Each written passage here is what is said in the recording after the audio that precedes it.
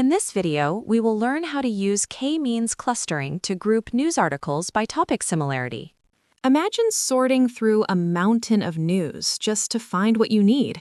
It's overwhelming. K-means clustering acts like a robot librarian, automatically grouping similar news articles for you. This smart clustering powers content recommendations and spots emerging trends in the news instantly. First, we'll turn news articles into numbers that a computer can understand using TF-IDF. TF-IDF tells us how important a word is within a specific article compared to all articles. Next, the elbow method helps us find the ideal number of groups to sort our articles into. Think of it, the elbow is where adding more groups doesn't improve the sorting much anymore. Now, the k-means algorithm gets to work, grouping the news articles based on their numerical similarities.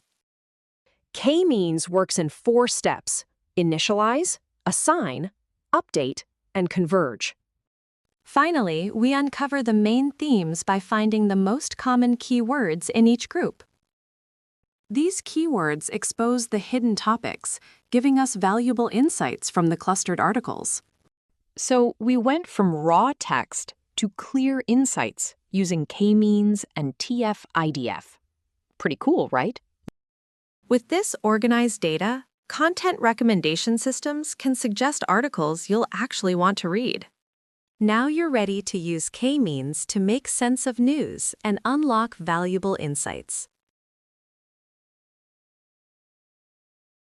Subscribe for more content like this and start your prep today.